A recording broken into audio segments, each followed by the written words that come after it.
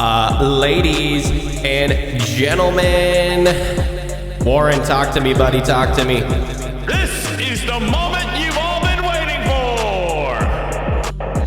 Yeah, baby. Warren. Yeah, baby. Oh, daddy, Warren. How's Brother, it going, man? dude, I am doing great. Happy Sunday to you. Happy Sunday, Big Sexy. Oh, baby. It's a little too early for that talk, but let me tell you, I'm gonna get even more ready for guys. It's time. It's time. Are you gonna crack it open? Or I'm cracking it right now. I know. Look at this. Wow, that's a fresh. It's a seal. freshie, and it's nice and cold. Oh, baby. Oh man. Stand by. Listen. Yes. And you got to drink it cold, right? Did we talk about that last week, man? That you got to drink it cold. You said you got to drink it ice cold, baby. Yeah, baby. That's the best way. And to that's do how, it. guys. That's how Warren plays Call of Duty. Ice cold, baby. No mistakes. Now, if you look at my seat, whoa, stand by. If you look at my seat is not ice cold. My seat is hot, drenched full of sweat. You know what I mean? And my ass fan is going at 70 miles per hour, trying to cool everything down. You know what I mean? I love that. Going. I do. It's going. Love that, Warren. Let's cheers. And tell me what you're sipping on. Cheers. Of course, we're sipping on the orange slice. Today, we're sipping on the orange slice C4 Energy. Brother, let me tell you something, man. Yes, sir. You couldn't, people couldn't pay me enough, man. To I'm doing this out of the love of this freaking product, man. I love this damn product. I drink one every day. You know, it's funny. You do. Yeah. I was at my mom's house this morning in Ocala, and my mom, she had like a little small C4 can. And she was like, "Do you want one?" And I was like, "No, give me a coffee." And my mom's like, "Coffee?" And I'm like, just give me a coffee. And I drank a coffee, knowing that whenever I got home, I would crack open a C4 Energy and enjoy it. That's smart. Enjoy every sip. You know what I mean? That's smart. That's smart. I was able to drive home, right? I felt great with that little coffee. But when I got home, brother, I cracked that open, and I was ready to go. I love that. I do. I'm feeling good, man. I do thoroughly enjoy coffee. Now that I'm back to work, full time, I work early day shifts, so I start either at 5 or 6 a.m. So luckily, rough, it is rough, but I'm telling you, man, that black nectar, oh, brother, I get to work, I got my mug, and luckily my company's got a nice little setup. They have like a huge kitchen with like snacks and stuff you can buy, and a big coffee pots, and everybody's there in the morning. They're just tired. Yeah, love it though. Talk until that first cup of coffee in their system. Yeah. Exactly, man. Exactly. No work will get done, brother. Hey, yes, sir. I think this is episode 5. Yeah. Episode number 5. I cannot believe we're already 5 in, and baby. Yes, sir. And it's getting better and better each time. And you guys are loving it, by the way. So thank you all. It's so fun to see you guys come in to our our live streams on Twitch and be like, hey, when's the next podcast dropping? Like, what are you guys talking about? I love it. So we really appreciate that from you guys. So thank you guys. Thank you. Seriously, thank you guys. It's just been fun too. I mean, this has really been a great time, to spend some quality time with Brian B. Rizzy. He is a man of class, ladies and gentlemen. Let me tell you something. If I was a single man, I'd be after him like a daddy. You know what I mean? Wow. Oh my God, Warren. You're getting me, little bricked up, baby. Like that. Yeah. Oh, yeah. I can't do it like Warren does, but you know. You gotta roll your R's, man. Have you ever tried to roll your R's? Yeah. Puerto Rico. Wait, you got a little roll. I gotta roll. Puerto Rico. That was a longer roll. A little bit better. That was nice. Yeah. You've been working on it. I know you've been working on it. I'm trying for you. I wanted to impress you, man. I wanted to impress you. So, hey. Let me tell you something, brother. I'll tell you what. If I stand up right now, the show would be not a podcast. Ooh, On a different website. You know what I mean? Ladies and gentlemen, hot takes with Warren, MPX_player. Oh, I love that, dude. I do. Hey. Listen, dude. Listen. I think what we were talking about today, man, we wanted to talk about a couple things. We wanted to start off with the gains, as we always do. And we wanted to bring it to you guys because, listen, if you guys don't know, if I'm teaching you something today, Monday is International Chess Day, right? I think if you are in the gym and on a Monday, just be ready because everybody and their mother will be training chess, right? It's just it's the nature of the beast, baby. It's the nature of the beast. Exactly. But there are so many people that I see. I don't know if you see this too, Brian, in your gym. People train chess so much, but it's almost as if they have like a sunken chest, like their pecs aren't sticking out. also known as we call that a bird chest. You know what I mean? Where the chest just isn't really protruding out as much as they would like it to. You know what I mean? They kind of have that issue. Right. So we wanted to talk about some mistakes that people make. We wanted to talk about some exercises that you guys can incorporate, and why it's good for both men and women, because it's important to train every muscle in your body. You know what I mean? You're not supposed to leave one out. Exactly. Doesn't matter what type you got. It's all form and function. So as long as you do the entire compass of surrounding yourself and you're from your core out, you'll be good. Yeah. But Warren, I want to start. No, go ahead. I know you're fine, brother. Go for it. I was going to say, I want to start with the importance of, not many people still do this, but dude, why is it so important to warm up with some stretches? Brother, and let me tell you something. There's two types of stretches, right? There's dynamic stretches, right, where you're kind of warming up with movement, right, kind of getting those muscles warmed up. And then there's static stretching. Static stretching is kind of when you're like by yourself, you're just kind of holding it for X amount of time. Right. Static stretching is fantastic post workout, and I'll tell you the reason why. Whenever you're in the gym, whenever you get into the gym and your muscles are not warm, if you start to do these static stretches, you can maybe tear a muscle, or you're not going to perform as well because your muscles are just so tight and cold that it's not good for you to do those static stretches right when you get into the gym. Versus dynamic stretching, you search up a video, right? You're doing some dynamic stretches. That way you get your muscles warmed up, you get the blood flowing, and next thing you know, your body's warm. It's feeling good. It's prepared for the workout. Exactly. So some people will get on the Stairmaster for like 5 to 10 minutes, kind of warm their body up. Some people will kind of do like jumping jacks or anything of that nature just to kind of get the blood flow, man. Get on the treadmill for like 10 minutes, walk at maybe like a 3 speed, maybe a couple incline. You know what I mean? Yeah, that's what I do. Body warm. I go up and I just start and I go to the treadmill and I hit like a 5 incline and I just kind of just do a nice little fast walk for like 5 minutes, 5-6 minutes. It's so important. It's so important, man. Yep. Then I go limber up and loosen up and then I go lift.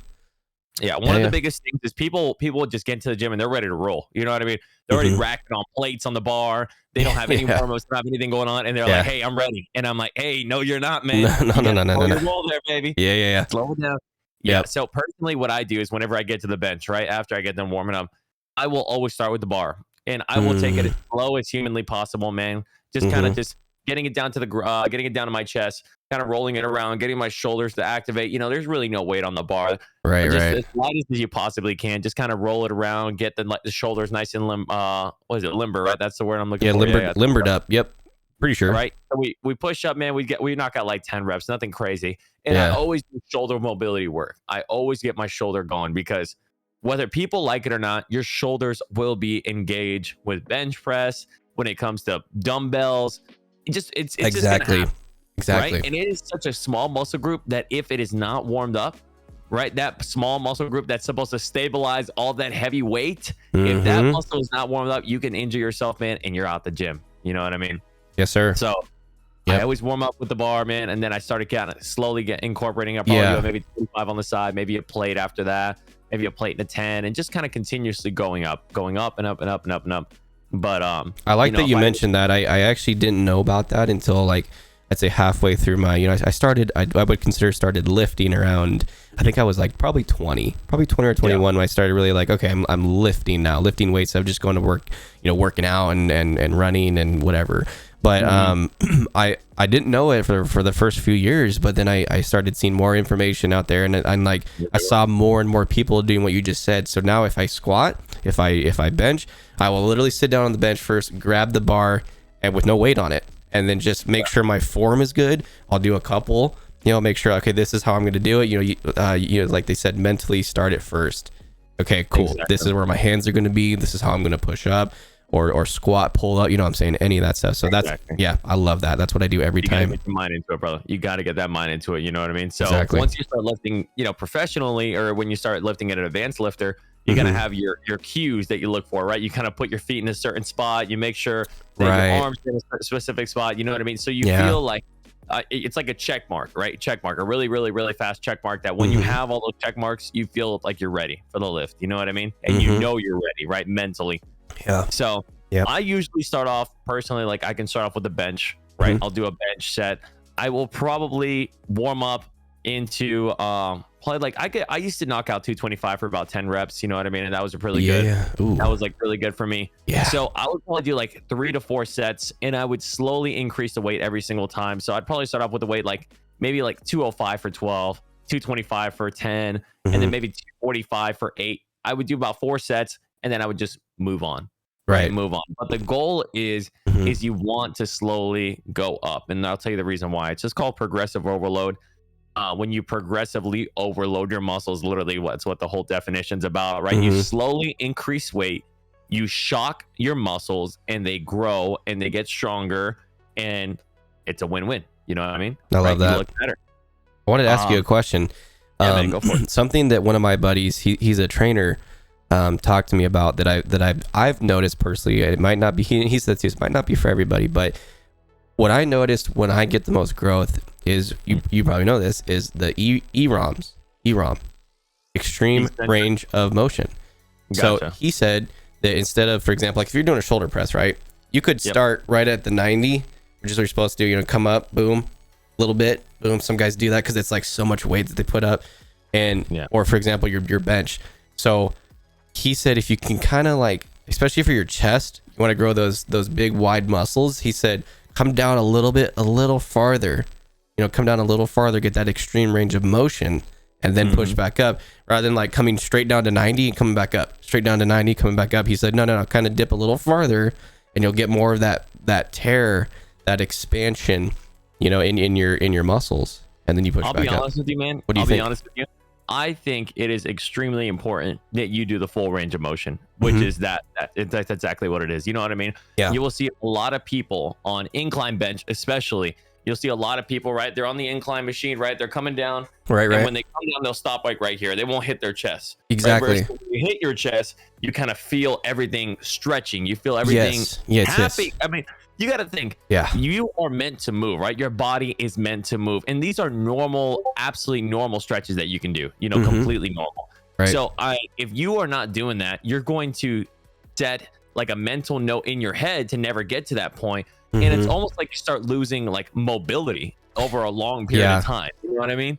It's because, and I say that, sorry to cut you off there, but yeah, because we balance all these things, we talk about these, and that's what I'm sure you guys that are listening or watching can see or agree, or maybe you do it. I'm guilty of it too. When I first started, I would go down, like Warren said, and I would come down, and I would just come to where I was like, oh, this feels tight, I'm good, I'm flexing my pecs, come back up, come back down to like, oh, boom, it's tight right there, boom. But no, his name's Brett, he's a great guy, friend of, I've known him since the 7th grade. Anyway, he's a really good guy. Yeah, personal trainer now. And he's like, no, he's like, come down, and then get back, keep going, feel that stretch, and then go back up, because you're literally pulling those muscle fibers out and out and out, and that's how you're gonna grow wider. I said all right, you want a wide thick chest, you know what I mean? So what is the importance, Warren, of the chest itself? What is it good for? How can it help you out? And visually, what are we looking for a good chest? Aesthetically, man, if you want a good chest, you want to have naturally striated chest. And when you get to lower body fats, you'll be able to see that, right? You can see the upper chest, you can see the lower pecs, you know what I mean? Everything just looks round and full the way it's supposed to be. Realistically, man, like a chest, like just pushing in general, you know what I mean? Chest is really, that's gonna be your main bet. If you're ever pushing anything, that's pretty much why you want to have that. It's really just for aesthetic purposes. You want to have a nice full chest. And I'll tell you, like, I'm going to tell you one key thing that's going to help you throughout your entire chest workout, that if you incorporate this one thing, I promise you it will change the way your chest will look and how your chest will feel afterwards. Okay. It's super simple. It's called retracting your scapula. Okay. Ooh. And if you don't know what that is, I'm going to teach this to you in the simplest form possible. Okay, what you need to do is, like, I'm going to try to stand sideways here, or sit sideways. Sorry. Okay. Now, here are my shoulders, right? Here are my shoulders right in front of you. What you're going to want to do is you're going to want to push your shoulders back. Push your shoulders back, almost like there is a tennis ball right behind there, and you're squeezing that tennis ball. Like, you don't want to let that tennis ball go, right? So your shoulders are here. You're going to bring them back. Oh, yeah. Shoulders back. That way, whenever you're actually doing a chest movement, you're using more of your chest and less of your shoulders. That's huge. That is huge. Yeah, because I see this all the time. Yeah. I've had that where I've been benching, or whether I use the bar or the dumbbells. I had a blown socket when I played, because I played lacrosse in high school, all through high school. And so like my right shoulder, man, from all the shooting, it just kind of pops every now and then, and it gets sore. So you know what? Because when I hit the gym day, I'm gonna go try that, man. I never really thought about that mentally, you know. So I'm gonna go ahead and try that. Get those shoulders back, take that load off, and concentrate on the pecs. I love that. Okay. And one of the best way, I mean, one of the ways you'll see it the most, where people are using their shoulders the most, is during a pec fly. And you'll see this whenever you're doing pec flies, whether that be on a machine or with cables. You're gonna see people, right? I'm gonna try to stand up here, right? So you're gonna see people coming in with their chest fly, and they're coming forward and their shoulders are completely forward. Sorry, I have a black shirt on, so you probably won't see it.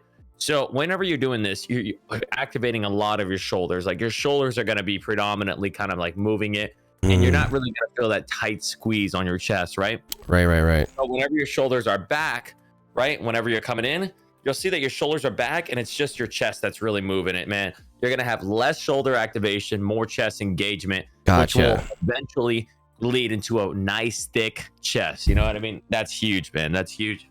I love that. So, I promise you. And if you have any issues, look up a YouTube video. There's just like mental cues that you can think about, because it's important to stay in that range. It's important for you to stick there, so you can also avoid future injuries. You know what I mean? I love that. I think it's important. I have a little video up here, guys. This is from livestrong.com. Go check them out. This is just a quick YouTube video, but you can see here he's doing the pec fly. Got some good position, as you can tell too. And we see this time and time again at the gym. Everybody gets that.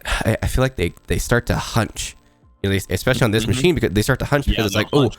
The hunch comes because it's like, I gotta instead of actually bringing out wide and coming together, they start to hunch, because like, I gotta push this weight. I gotta push this weight. But as you can see, like for this example here, this guy, he's got his head straight. Looks like he's got his shoulders pretty decently get back, like what you're talking about, and he's just letting the pecs do the work. Exactly. That, I'll tell you what, Beautiful. man, it's so important. It's so freaking important, man. It's it's something as simple as just pushing your shoulders back, right? Like I told you, try to pretend like there's a tennis ball back there and you're just trying to squeeze it. And if you don't squeeze hard enough, the tennis ball is going to fall out. Right? Exactly. So you're trying to hold it back there. And if you do make that change, your chest workouts will be, I can pinky promise you this, they will literally be transformed to a whole new level. Gotcha. Yeah, man.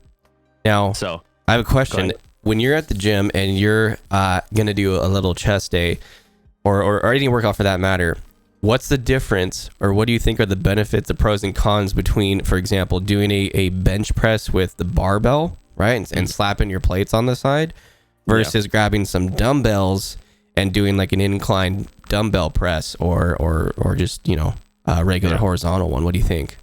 So I'm going to be honest with you. Most injuries, right? Most chest injuries you'll see probably occur on the bench. Right? Okay. It's just gonna happen, man. It is what it is. It is a compound movement. The bar, you cannot move that bar. That bar is in a stable, like horizontal. Perpendicular to your body. That bar is not gonna move at all. Right. And for some people, especially people that have shoulder injuries like myself, unfortunately, the barbell might not be your best bet. And I'm gonna be honest with you, I feel a better pump, number one. Number two, I have a better range of motion. And number three, I can position the dumbbells however I want them in my hand. And this is just my personal opinion. I feel that dumbbells are better than a bench. I concur. I started doing this thing, I'd say maybe a couple years ago. Because when I would grab the dumbbells and press, I'd still act like it was the bar. It's better because you have more freedom there because it's easier on you. But I started to turn it just about like 45 degrees, just a little bit, and that way I felt like I can get a little bit closer of the EROM, the extreme range of motion down, because then I'm not bouncing that side of the weight down onto my chest, and now if I turn a little bit, it kind of fits nicely. In this, and for you guys, those of you that are watching, you can see, your shoulder there, it kind of fits in line with that, and it I don't know, I feel like I can just get a better press, you know what I'm saying? Yeah. Hopefully that makes sense. If that's more comfortable for you, then that's what you stick with. I'm gonna be honest with you, benching this is just my opinion, benching is more for your ego more than anything, right? Yeah. And I'm just being completely honest with you, man. Yeah. You can get more benefits doing dumbbells, right? Doing flies than I feel that you can get on a bench press. Although it is a compound lift, and I will agree that bench is a great lift. There's no denying it. I just feel that dumbbells are going to get you a better result overall. You know what I mean? Right. So, what do you think? That's why. Go ahead. I was going to say, what do you think about? And then on the contrary to that, we're trying to grow that wide. We're trying to attack these areas, right? That wide is how you grow it out. Now, right on the sides here. Yep. Now, what about this? I'm going to give an example here, guys. I have a little video playing of this close grip dumbbell press. Now, what does this grow here? So that's just targeting kind of like the medial portion of your chest, right? You'll see that he's squeezing it, and you can see his chest kind of just inflating. You see how big it is? It's a very thick, full chest. You know what I mean? And that's all he's doing, right? He's just kind of targeting that middle chest area. Oh, he's targeting his entire chest, but you can see it more squeezing on his center chest. You know what I mean? Exactly. Yeah. And that's just another way. That's just another lift that you can start doing. Go lighter in the reps because it's a lot harder, right? And chest flies right here. This is just a bread and butter. This is just a bread and butter movement. Like if you're not incorporating chest flies, you're not going to grow your chest. And you'll see in his chest flies that he was going pretty far out. I'm going to rewind that. That was pretty good. Yeah, that's what we were talking about, that EROM. I always say EROM, but just so you guys know once more, EROM means extreme range of motion. Right. And so you can see that his chest is stretching, boom, and he comes in. And I wanted to give his shoulders are back. Yeah. His shoulders are back, and then his chest is doing the majority of the work right there. The two things there is what Warren hit one of them, like he just said, the shoulders, right? Shoulders back. And then one thing I wanted to touch on real quick, who actually, if you guys remember, I think it was the first episode where we talked about, remember my boy Mike Chang? Yeah. The six-pack shortcuts. Mike Chang, baby. He's my boy. But let me tell you something. A good thing that I actually learned from him and his buddy Dan is when you're doing these fly workouts, a big mistake, and I don't know if Warren will agree with me or not, but a big mistake people make is when they come out, they come back in and they think of a circle. And that's how I always did it too. But then Mike opened up my eyes and he's like, no. When you come out, he's like, I want you to think of, so say you're laying on the bench, right? And you're doing the fly like this. He's like, you want to come from these 2 points here directly to this top point, more of a triangle. So he said, when you bring that fly forward or up, don't think about like curving, because then you're going to start to do like that hunch. He's like, open up those shoulders and then come to a more of a point, like a triangle. You know what I'm saying? Not like obviously pressing in a triangle like side, but when you're coming up, rather than, you know what I'm saying, rather than like curving like you're like a set of teeth chomping down, he's like, just bring your arms directly to that point, and that's going to squeeze that center of the chest. Exactly. And lastly, you saw how his elbows were bent. That's a big one. That's a big one. You're never going to want to go straight out with these flies. You know what I mean? Your elbows are always going to want to be at a bend right there. Yeah. And then you come in and you squeeze. You come in and you squeeze as tight as you possibly can, right? So once you get that squeeze and you go back down to that stretch, that's how you can completely optimize this workout for you to get a thick and fuller chest. Beautiful. Now, Warren, what are the importance of growing each area of the chest? Now, like for those of you, like for those of us that are starting out, you don't know much, that want to gain more information, or even if you're a pro, what is the importance of doing all these different ones? Can you go into the gym and just do a straight bench? Is your chest even going to grow? How's it going to look versus getting all these, the flies, the one side at a time, and even doing what he was doing there before? If you do the raises, right? You do the dumbbell raises to work that lower part of the pectorals. What do you think? Exactly. So you have two muscles in your pecs. You have your pectoralis major and you have your pectoralis minor. Your pectoralis major takes up a majority of that middle to upper chest, right? And your minor has the lower chest, right? Kind of where your nipple is. Mm-hmm. And in my opinion, you cannot get the most out of an of a chest day just by going and hitting a gym. It's just not going to happen. It's not going to happen. That's why you want to hit it in all different angles to really make sure that you're maximizing. Now with the one-handed like dumbbell at a one-handed one dumbbell at a time, that really helps with stabilizer muscles that you're probably not used to using because you're always probably doing bilaterally, you're always going at the same time, versus if you're doing one unilaterally, just one at a time, you're going to work different muscles and you will eventually become stronger at that movement for doing that. You know what I mean? Right, exactly. So if you're working on those like your super small stabilizer muscles, you will eventually just get stronger overall. So it is important to do that if you do want to. There's nothing wrong with not doing that. I'm just saying that you will be a more well-rounded athlete if you do both, right? With your pectoralis minor, right, your lower pec, you want to work on that. And there are maybe 3 exercises that will really change your life for the better, right? Number 1 is any decline press movement. That includes decline barbell, decline dumbbell if you can do that. Number 2 is dips. I don't know if you've ever done dips before, but if you can do dips, love dips. Tight stretch on the bottom and push yourself back up, that will get you a nice full pectoralis minor, man. Those dips are going to blow you away. And then lastly, if you do have a cable machine in your gym, grab the cables and push down here, right? So love the cables. There, right?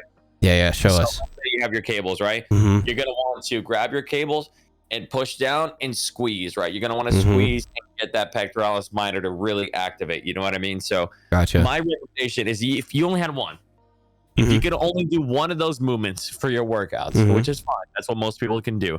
If you can only do one, do dips. Do dips. Don't waste your time doing anything else. If you have the other time, or if you don't have time to do dips, if it's maybe taken up, maybe do the decline bench. The decline bench is going to be your second best. And then lastly, you get kind of the accessory movement, do it with the flies. Okay. But dips, brother, let me tell you something, they will blow you away. I love dips, and it's nice if you do have that. I don't really call it a machine. It's just a stationary thing, but it's got the 2 tubes that come out. You can hop on it, boom, and you can just do your own weighted dips there. Love that one. But if you guys don't have that at a gym, if you got at least a bench, go grab the bench, put your arms on the back there, like I'm doing on my chair right now, and you just dip that way. That's more of a tricep, I think, workout, but you can still kind of, if you push the right way, you can still kind of get the pecs engaged there. Yeah, at the end of the day, man, if you cannot do a dip, that is okay, because you got to start somewhere, right? Yeah. So if you want to be able to do a dip, you have to strengthen your other muscles. That includes your triceps. Yeah. That includes your shoulders. That includes your chest, right? Because once you start strengthening all of these muscles at the end of the day, they're going to come together and help you be able to do that dip, right? I love that. Or if you have an assisted pull-up or an assisted dip machine, right, where you can set the weight and you can put your knees onto the pad, and slowly what you're going to want to do is start going down in weight. You don't want to keep getting that massive weight. You want to slowly go down, so you eventually don't even have to use the weight. You're using your body weight, so yeah, exactly. Exactly, man. Now to wrap up here, guys, this is gonna be our wrap up for the gains side. We wanted to talk about chest day. Hopefully you guys got some good information about that. I actually learned a few things from Warren today. I'm gonna go do some chest day today, actually. I love that. I'm gonna remember to get my shoulders back a little bit more, take that load off. I'm really excited, actually. I'm feeling really mentally ready to go.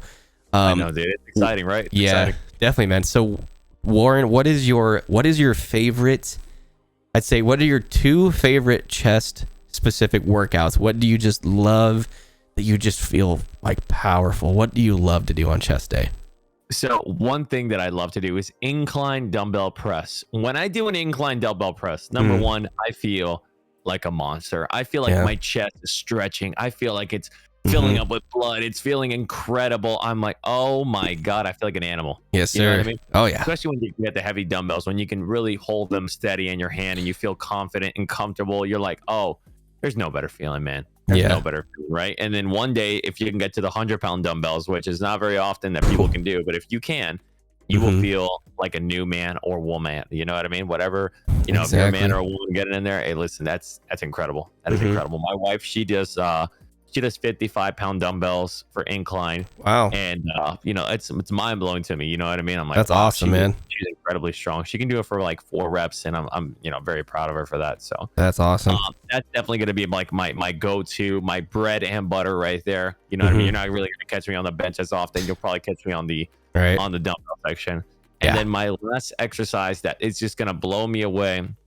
That I just love personally, that feels the best for me and my shoulder, because I have a pretty messed up shoulder at this point. It's just cable flies, right? That includes, you can do up flies, you can do center flies, you can do lower flies. You know what I mean? You can just do all 3 of them, and you can just knock all that out. Like, let's say if you're on a time constraint, you got to move, right? You're gonna want to hit some flies and maybe hit a compound movement, right? And then if you got to go, you know what I mean, because you have a time constraint, right? You probably get the best bang for your buck, you know. I would agree. I think that flies feel really, really good because you get that good stretch in there. And I think with most guys, we want to get that little triangle right here. Yeah, man. That's kind of, it's hard to get. Yeah, I mean, well, the biggest way to get that obviously is to lose as much body fat as you can. Yeah, exactly. But yeah, you can still grow that really defined if you get a good fly. That's what's going to grow that kind of center of your chest. So yeah, you're not lying, man. You're not lying. And just to make you, I wanted to make you a little happy. So Warren, his favorite bodybuilder, who is it? Oh, baby. I don't see the poster behind you anymore, but listen. He actually moved them over here. Jay Cutler, man. Okay. Jay Cutler, he's actually over here. So guys, he's just hanging out. I want to bring a little video up of the man, the myth, the legend, Mr. Jay Cutler, baby. Oh, baby. Oh, he's and slapping chest hard. This is Jay. He's not even in his prime anymore, but he still looks better than 99% of people in the gym. You know what I mean? He looks amazing. Yeah. He's a great guy. Obviously, he's a very, very big dude, but he knows his shit, man. He knows his stuff, and he's very, very good at explaining. That's what I love about Jay. This is his little kind of a chest day workout where he's talking about these other things too, like incorporating, other like that push pull kind of method, to get, because it's his. I noticed from him, he talks about that mentality of, if you are doing a chest day, try to throw in like those lat pull, not lat pull downs, but I guess a little version of it. Try to incorporate back movements. Yeah, because then you're pushing, pulling those muscles and expanding them and you're expanding them and making them grow a little bit better, getting more range. So great video too. Arnold said it best, man, where it's okay to train antagonist muscles, right? So what that means is if you're training arms, right, you can superset your arms by training biceps and triceps, because those muscles are not working with each other, they're working against each other, right? So at the end of the day, if you're training back and forth, like let's say you jumped into one machine that's a bicep, from a tricep, you'll feel fresh, you'll feel great. It's the same thing with chest and back, right? You can work your chest and superset with pull-ups or whatever it might be, because your back is going to be fresh, vice versa. Your chest will be fresh after pull-ups. I love that. I'm super excited to go do my gym day. Hopefully you guys are too. And chest day, baby. Chest day is just amazing. We love chest day. Guys and gals, if you have any questions on like maybe more specifics on workouts, we're going to try to get things set up here. So a lot of you guys know too, and Warren knows, I'm moving actually to me and my wife are moving to our new apartment here in actually a couple weeks. And so a big project that I'm going to actually bring to you guys that Warren's actually helping me with is getting some gym equipment. So it's not going to be like super professional with a bunch of space. We just have a little three bedroom apartment. But I'm going to be making my gaming studio office / gym, home gym. It's going to be nutty. Yeah, and we're going to have a whole episode on that, like how I'm building it, maybe a little bit at a time, as well as I want to explain to you guys, we're going to talk about that, Warren and I, another episode about, because there's so many people like me now where, I'm a little jealous of you, Warren. I don't have the time or luxury of actually physically going to the gym. And the reason is because, there's so many people, right? So for example, my wife and I just had our daughter. It's our first child. She's only a couple months old. And so guess what? My wife and I work opposite shifts. So, when I get home, guess what, man? During the week, Monday through Friday, it's daddy duty. Yeah. So, you can't bring a 4-month-old to, you could, but I don't know, I'd probably question your parenting skills at that point. But, exactly. You know what I'm saying? But exactly. So I am at home now. I do have a couple weights. I still do that. I still do some like body movement stuff. We'll talk about all that. But when you can't actually go to the gym, that's something that we will be touching on, is what can you do at home. We're going to have probably a couple at home episodes. What's good? What can you do? What kind of equipment can you get? You know, all those good things. So it's going to be very, very good. And of course, because like people have had this question, especially when COVID was a thing, you know what I mean? I mean, working out at home, that's all you had, baby. That's all you had. Everything else was closed. Exactly, so, man. My wife and I, we learned some really cool tips and tricks, man, that have helped us. Yeah. And I promise you, man, we're very happy to pass that along. I love that. Yeah, it's really exciting. It's really good to know too, because, you know, like we talked about last episode, one of the biggest hurdles to get over is that mental game of, you know, yeah, you could start here. It always starts in your brain, right? In your mind, like, yep, I'm going to do it. I'm going to go to the gym. Oh, but my show just turned on, and, you know, maybe I'll fire up the PC for a little bit. They'll play some Call of Duty, or, you know, play some whatever, or, you know what? There's so many distractions that can happen. So why not better to have your sanctuary, so to say, at home, where you can exercise and better your health. Exactly. That way there's no excuses, right? The only excuse that is making is you, right? Exactly. At that point, you got it. You can't reflect on anybody but yourself. You know what I mean? Yes, sir. That's right, man. Beautiful. So that's going to do it for our gains side of the podcast. Guys, we hope you learned some stuff. Like we said, if you have any questions, please let Warren or I know down in the comments. We'd love to know. We would love to know. Chest Day is amazing. I love Chest Day. I know Warren does too. It's really, really, really, really good. Man. Oh yeah, baby. Warren, how excited are you? Dude, I'm even just saying right now, I am so excited for Modern Warfare 2. Brother, you don't even know. Listen, so Call of Duty has changed my life, man. I'm in love. Honestly. Yeah. And hold on, I'm actually looking up right now. When does it come out? Call of Duty Modern Warfare 2, baby, because it is right around the corner. 28th, my friend. October 28th. Oh, yes, sir. God. And guys, I'm gonna play it for you. I know we've seen this so many times, but look, baby. Oh man, dude, it's looking so good. It's looking so good, man. Baby. Yeah, I need that in my life, like yesterday. I'm so excited. What are we doing? You know what I mean? What are we doing? And here's why. I loved Modern Warfare 2019. I did.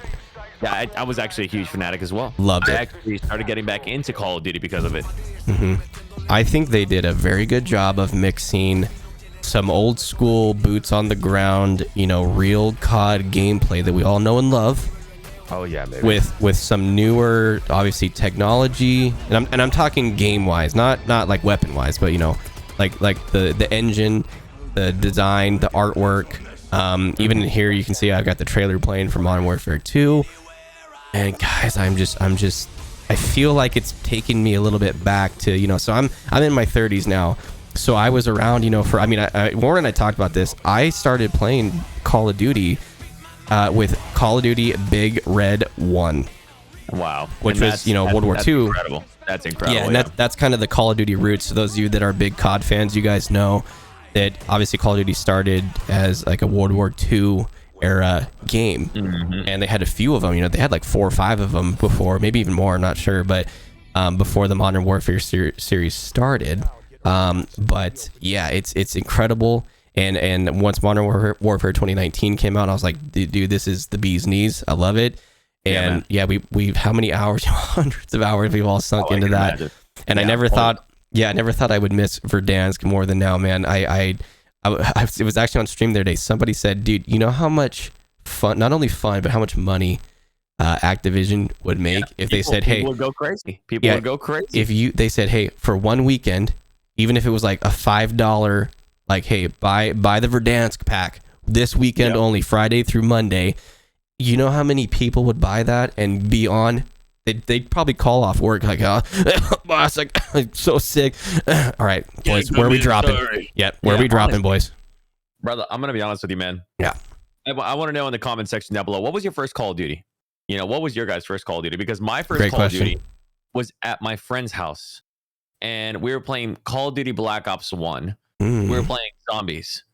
And I don't think I've ever had so much fun in my life. Yeah. Besides playing Black Ops 1 zombies. It was a time to be alive, man. What a time. You know what I mean?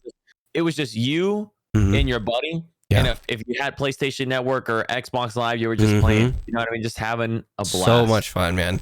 And you remember, like, Black Ops 1. Oh my god, I fell in love. I fell madly in love with it. Yep. I love that. Yeah, it was that nostalgia of it's funny that I think of the quote actually right now from big quote from the show The Office. Everybody knows The Office.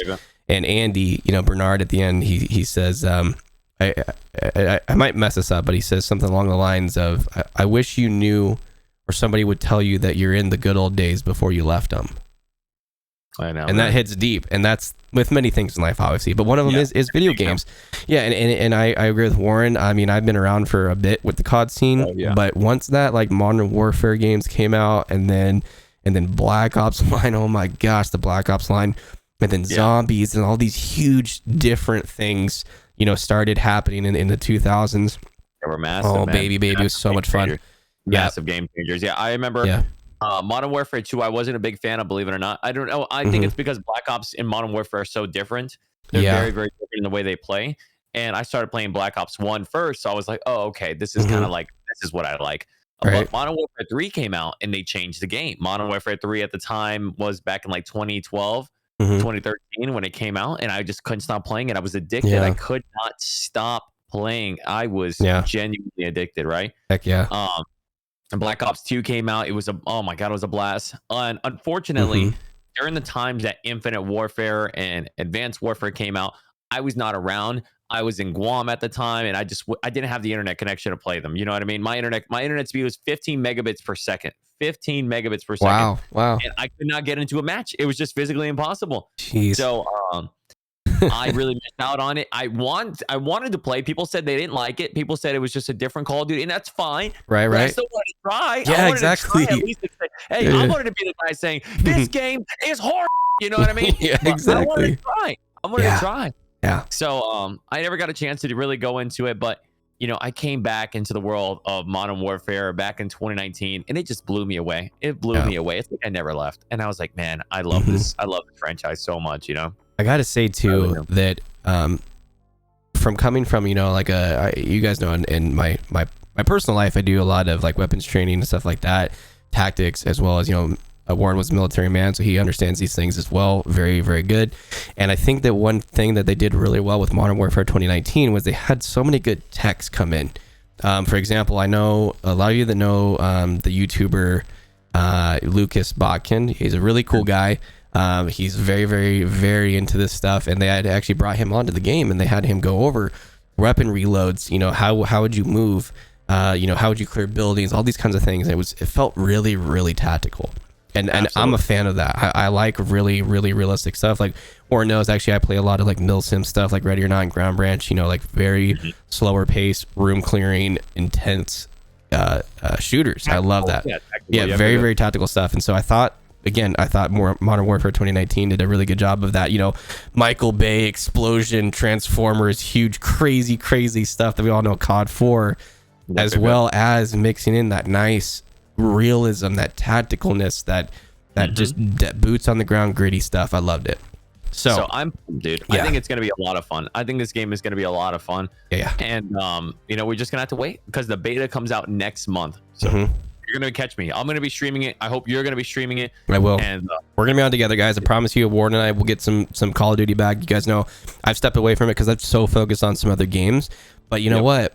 Tomorrow, or actually today's Sunday. Today's so Sunday. Warren does customs on Sundays, and I think I got the bug bit again with COD, and we're gonna play it today. But guys, one thing that I know Warren has brought to my attention, I didn't actually know about this till he sent it to me, so I give him some credit here. Warren, let's talk about some leaks, baby. Yeah, and there have been some weapon leaks for Modern Warfare 2, which is very, very, very exciting.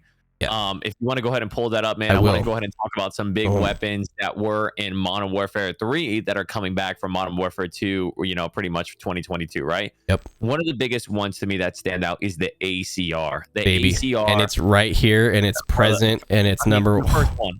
Literally the first one. Yeah. And that one really stood out to me because this one had made such a game-changing impact for Modern Warfare 3 that it is so good to see it come back. It is so good to see this bad boy come back. It was perfect in every way, shape, or form. There was nothing wrong with this gun. It was so incredible. Yeah. The MTAR is a huge gun. I mean, it Dude, dominated. Yeah, let's go through this list, guys. Let's go one by one. Let's dissect them. The ACR, man. How many? It's funny. I always saw these like clips, of Modern Warfare 2 and 3, kill feeds, and it was just ACR. Nobody was not using it. You know what I mean?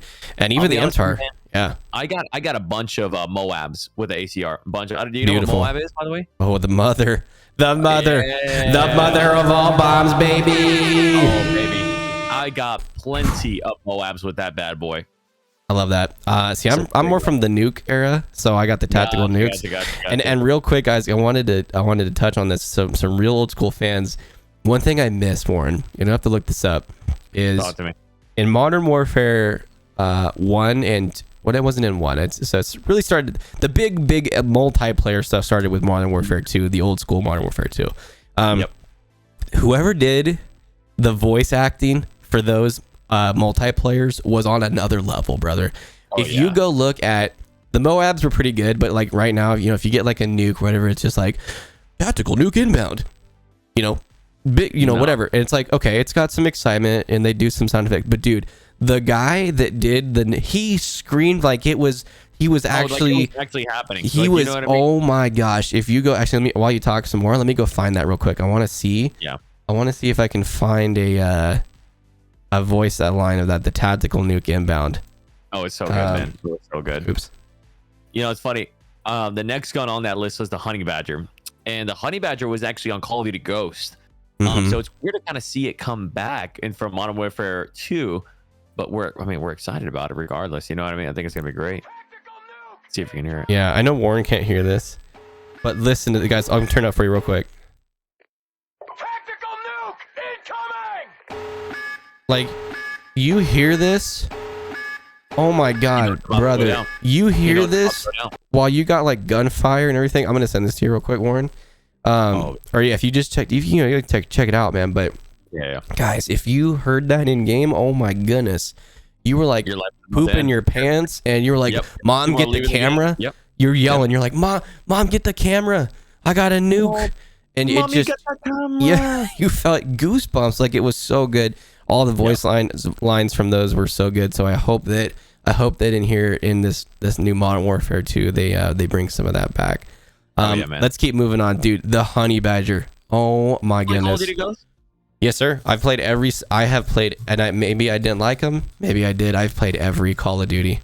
And that's the one, brother. Honey Badger was the number one weapon in Call of Ghosts. Yeah. I never got a chance to play it. Unfortunately, once again, I was in Guam, or I don't even know. I think it was just in the military at that point. I just wasn't able to play it. That's right. But I heard that it was the number one weapon, man. The such M4, a good weapon. Yeah, M4A1 right here. This one's gonna be interesting. There's 3 variants. So there's the M16, the M4A1, and the M4. Yes. Now, I wonder how this is going to be. I wonder if there's going to be like variants of the gun, of just one gun, or if they're going to be 3 separate guns. Is the M16 going to be a 3-rounder? Right. Don't know. And just so you guys know, those of you that are listening and or watching, this is not a confirmed list. This is something that somebody made, if I'm not mistaken. Right? Yeah. This is not 100% confirmed. However, usually by now, this month or two before the game's actually released, it's pretty solid. Exactly. So I would say you can rely on this, but take it with a grain of salt.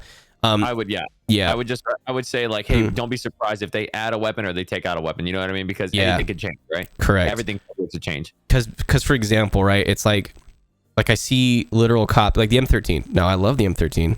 I would hands down my favorite weapon of the current Modern Warfare series. This is an amazing weapon. And it's literally like a copy and pasted from, you can tell, from Modern Warfare 2019. So those are the things that I'm kind of like, okay, well, this actually might not be in the game. I'm not gonna lie, but potentially, but it should be. But yeah, man. And then let's keep going. Dude, the FAMAS. Oh baby. 3-rounder. Scary. If you're deadly accurate with it, it would just down you in an instant. Yep. Love that little burst, dude. Love the FAMAS. I can't wait for that to build those out. Love the FAMAS. I like actually making the FAMAS a ranged weapon. I really do. Yeah, I do. Love it. Very accurate. It's great. It's definitely going to be great on multiplayer. Yep. Here's the next. Oh, I was gonna skip over the M4 because I don't know if the M4 and the M4A1 are probably gonna be the same. There's the two guys. If you can see my cursor, but yeah, we got the M4A1, and then this is like more of the old. So it's like I think that's what the difference is, at least that they have here that I can see from my knowledge of weapons is this M4 here is like an old school version, and then the M4A1 is more of the current modernized. You can see it's got different stocks, grips, magazines, all that kind of stuff. But yeah, the Scar L, baby, 308. I love the Scar L. Yeah. I love the Scar. I prefer the Scar L over the Scar H. The L is the 5.56. Yes. Yep. Plenty of nukes would drop with the L. Plenty of nukes would drop with the L. I love the L. Personally. Yep. I love the Scar. I do like the H. It shoots really, really slow, but I like that 308, that bigger caliber. But yeah, the Scar L is so mobile. It's a great, very viable weapon there. I love that one. I love it, man. Yeah, but there's the M13. We talked about that, guys. The M13 is beautiful. The absolute no recoil weapon. It's gorgeous. So good. It's so good. And even right now, it made a little comeback, right? And currently, exactly. It's made a little. Yeah, it's feeling really good in Warzone. Really, really good.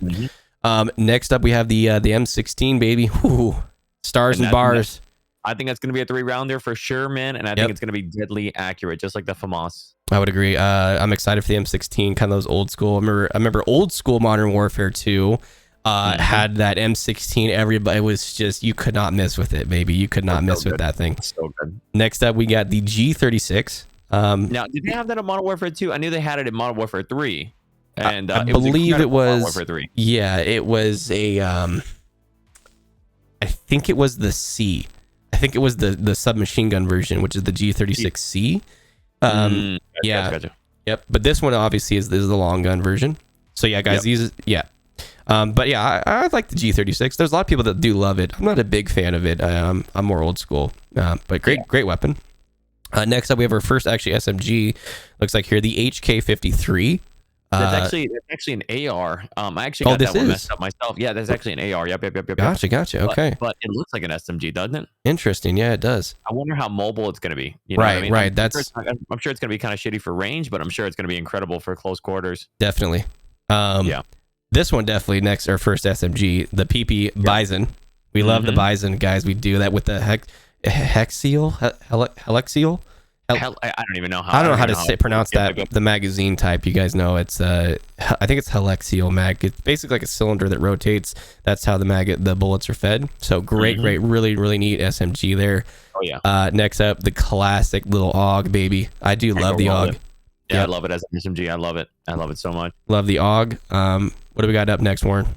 The Vector is going to be a really, really, really close, dangerous monster. Just like the P90, they're both going to be incredibly like monstrous. Now, were you around? I got to ask real quick. Were you around for? I believe it was Modern Warfare 2 and 3. The P90 Akimbos. Oh my goodness. Yes. Ooh. Let me tell you something. That was okay. They need to take that out because that is just instant death for you. You know what I mean? So much fun. Yeah. Yep. So Vector P90. Yep. There's the Uzi. You can't go wrong with the Uzi. The Uzi is going to be really slow firing, but it's going to hit like a truck if they balance it the right way. You know, or it might not be used at all. Who knows? Could shoot peas. You never know. The MP5 is going to be a monster, as it always is for every single Call of Duty. I'm expecting great things out of it. Yeah. The Vityaz, I've never heard of that before in my life. I don't know where the Call of Duty that is. That reminds me of a little like an old school Scorpion, like a little 9mm. You can see by the magazine too. It's very. Let me see if I can zoom in here. I can. Kind of looks like a AK-74U style from Black Ops 1. A little bit. Yeah, you can tell though by this top railing here. It's got 1913 Picatinny. That's a little bit more of a modern feature, as well as this forend. So this is an interesting thing. I honestly don't know too much about it, but like Warren said, it's like a little AK-74, maybe mixed with like a little not an MP5, you know, but it's got those vibes. Like look at the what was it? The HK. Like these look very similar. The forends. What's up next? We got the SIG MPX, the little SIG Rattler in real life is what it's called. Love this thing. Yeah, if I'm gonna be honest with you, if I'm not using this gun, I'm gonna get some weird looks. I'm sure I'm gonna get some very weird looks if I'm not using it. You know what I mean? Yeah, this is a very, very popular gun. Not only in real life, but now in video games. It's a very viable little SM. It's like a SMG pistol hybrid AR thing. It's really, really cool. I'm excited. Yep, same here. Oh, MP7 classic. Yeah. Classic. As we say at the same time, it's such an MP7 is the iconic SMG. It's so good. I love it. So I love good. it so much. Now, I'm not gonna lie to you. These shotguns, I'm probably gonna skip over them because I don't really think a lot of people care. And LMGs, nobody's really gonna care as much, unfortunately. But the 3 sniper rifles that got released were the Barrett 50 cal, the Remington MSR, and the AX50. And people were feeling some type of way because there's no intervention. Yeah, there's no intervention. Now the Remington MSR though is very, very close to what. I love the Remington. Yeah, it's so good. I'm excited for that one. Definitely, obviously, we got to have a Barrett in there. So always got to have a Barrett in there. I wouldn't mind. I actually personally don't use it very much, but I do think the Remington is going to be very, very cool. And like we said, guys, there's probably obviously going to be more guns. So I'm sure they're going to add some more in. I'll be honest. I love the X50, but I'm kind of tired of it, man. I'm just kind of tired of it. I think it's past its half-life, man. I'm gonna be honest with you. I don't see a lot of people using it unless it has a really fast ADS. Now I gotta say though, with the LMGs, they do have the RAL, the Raoul back. The Raoul, yes. That thing was pretty cool. The saw, and then whatever this is. I don't know what that is. I can't even tell you. I've never even seen. The IWI, Negev. I don't even know. She's got a folding stock. Anyway, this is what though I'm a fan of this in real life. The HK21, really, really neat. It's like pretty much an LMG version of the G3, which I love. The G3, really, really cool. I'm actually excited for that. They're the ones I don't really care much about. Yeah, I'm actually a huge LMG fanatic just in Call of Duty Warzone games. Not everybody is. I love LMGs. I'm very good with them. So I'm excited to try these 4 out and see which one's going to be the best. Yeah, maybe we'll do that tonight when I run with you. Maybe let's do a couple LMGs like that. I promise you, I'll blow you away with the ones that actually are not utilized that are really good. I love that. Good, you know? Pistols, we got a couple here. Obviously, there's only 4 here. There's going to be way more than that. I promise you guys that. We got a little SIG. Yeah, the SIG P320 or the M17 is the military version. We have a Glock 17 classic Glock, 1911 back-to-back World War champions, and a Desert Eagle. That does look like the 50 cal. Gotta be. It gets. I mean, it got iconic Modern Warfare pistol is that Deagle. Freaking recoil is insane. Yep. Yeah. We got the iconic RPG 7. Everybody's gonna be spamming that at first, I bet. Oh yeah, definitely. Yeah, looks like the Pila made a return as well as the Strela, so that'll be interesting to kind of have those. I'm actually Warren and I were, exactly. Warren and I we're talking. I personally absolutely love the Modern Warfare grind or the multiplayer grind. I love the multiplayer grind, and Warren's kind of like, I want to hop back on that train again, and we're gonna be grinding that out. So I loved it. I was always the guy on the team that was like, enemy UAV in the air, enemy UAV shot down. Because I would just instantly get that. Brother, I promise you, I was the exact same way. Yeah, I would never let the enemy team have an UAV. Never, ever. Yep. So I'm excited for those. Oh yeah, man. And then to wrap up here, we've got 2 marksman rifles: the MK2 carbine, which is in Modern Warfare, and the SPR, baby. Oh my goodness, I am excited. I'm excited for the SPR. They're going to be monstrous. I think those things are going to be very meta, very viable in modern multiplayer. Oh, yeah. But when Warzone 2 comes out, I think they're not going to be very useful. Maybe the SPR, but not the MK2. I agree. This thing I feel like it was a flop. It's a really cool idea. This gun in real life is amazing, but I feel like it's not quite a fast-paced shooter type of weapon system. Unfortunately not, no. Yeah.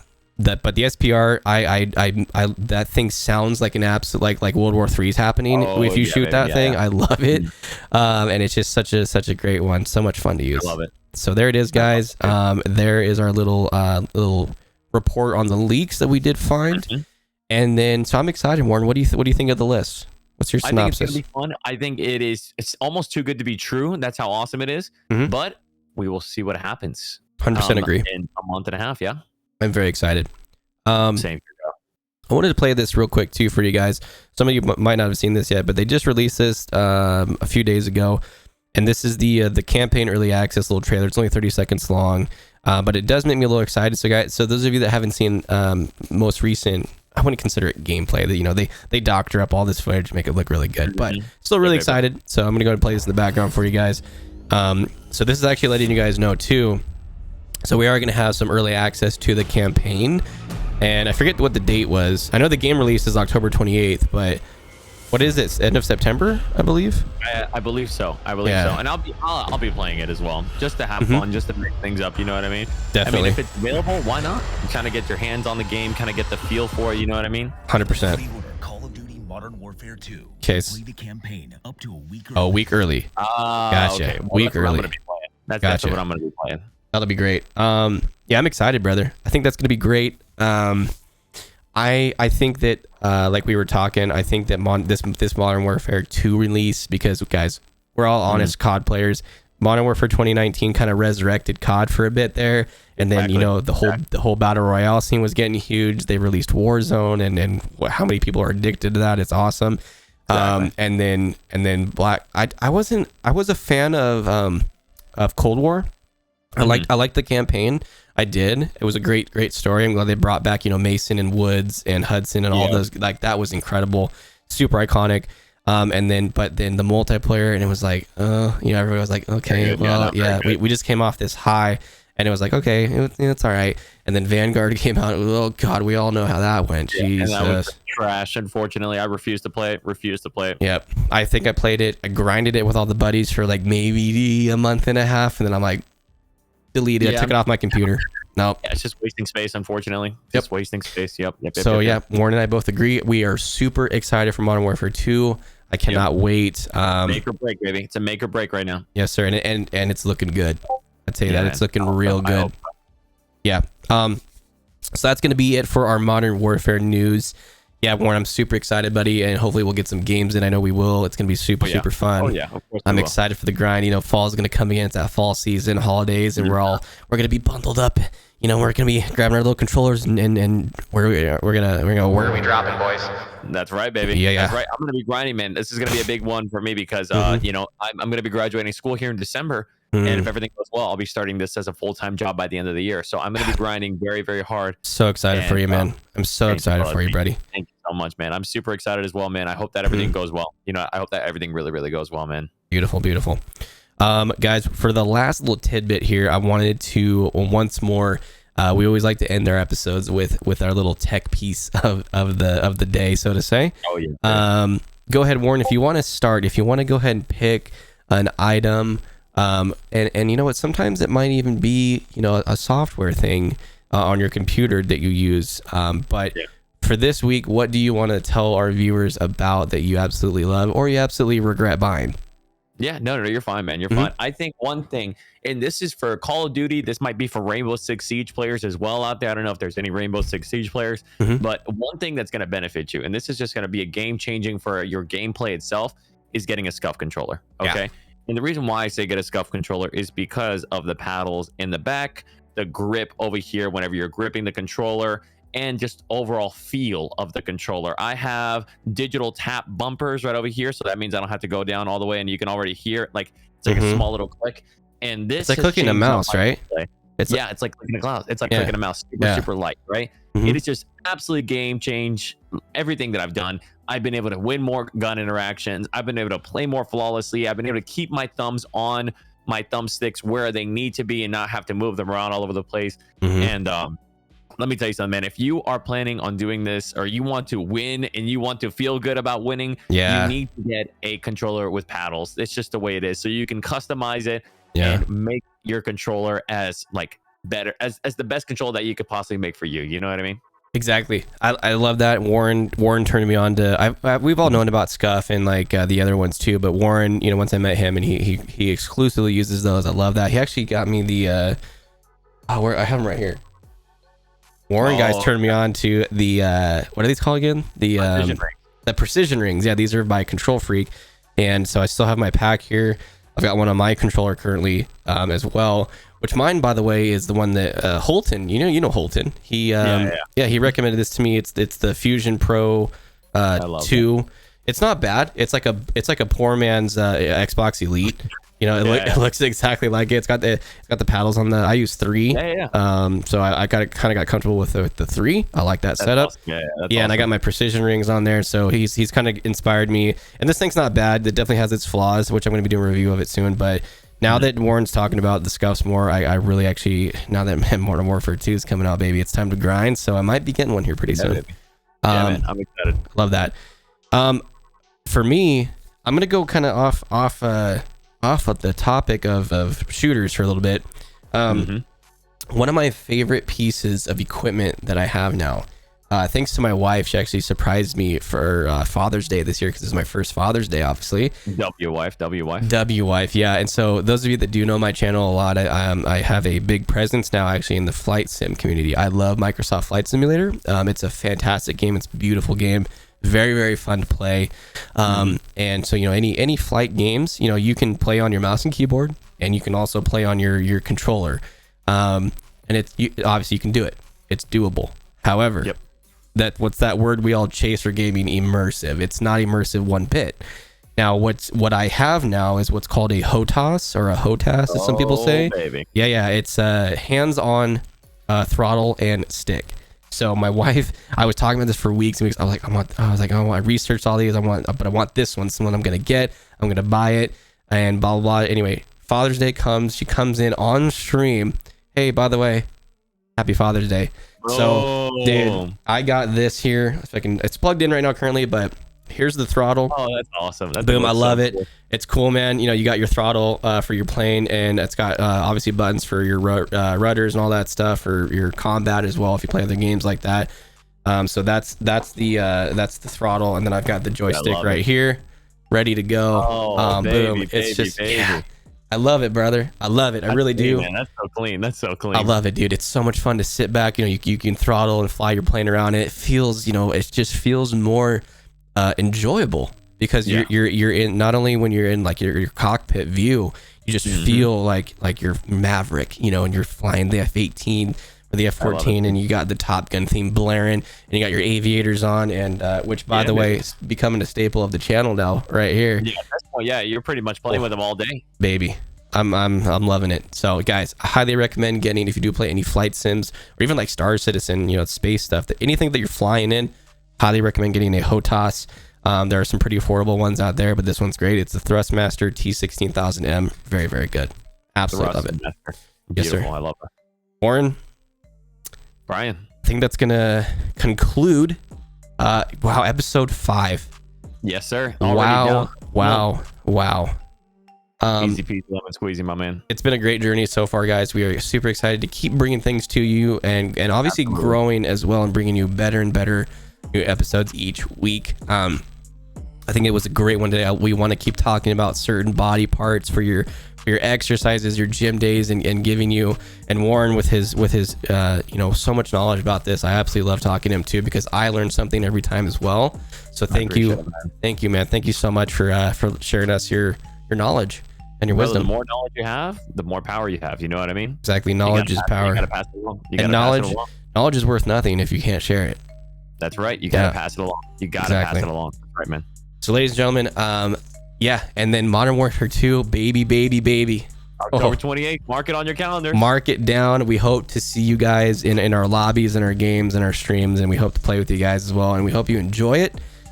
Drop some comments down below. Are you guys excited? Are you going to be picking it up, or are you going to say, nah, I'm done. Yeah, good luck. Have fun. You let us know.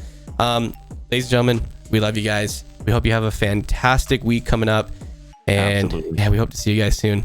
So we'll see you all next week. Everybody take care. We love you guys. Bye, guys. See you later. Peace.